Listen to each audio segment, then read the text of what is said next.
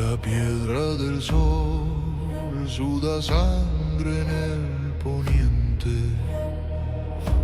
La luz se hace polvo, la tierra presiente. Un parto de guerra las hizo sagradas y hoy bajan del cielo descalzas, calladas. El rostro es de tiza, de giza ancestral. La falda es serpiente, el abrazo final.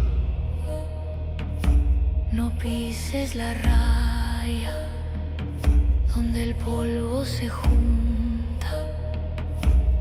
La encrucijada es su altar y su punta.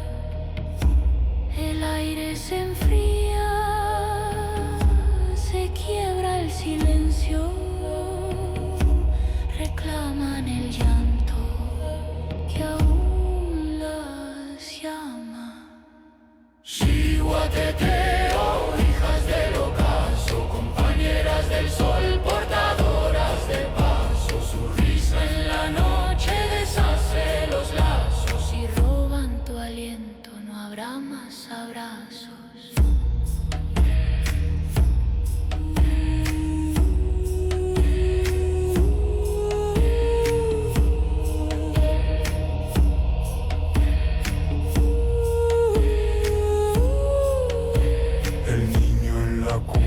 Se agita y delira, su frente es de fuego, su sueño es mentira.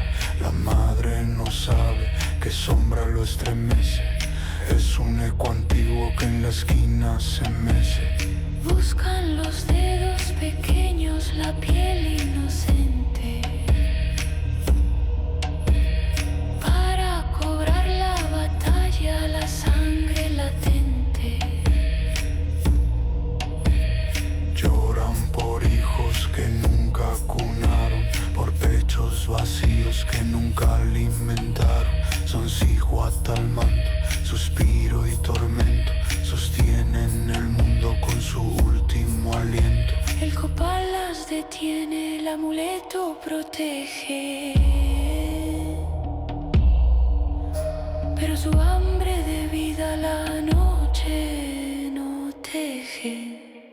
Xihuateteo, hijas del ocaso, compañeras del sol, portadoras del paso. Su risa en la noche deshace los lazos. Si roban tu aliento, no habrá más abrazos.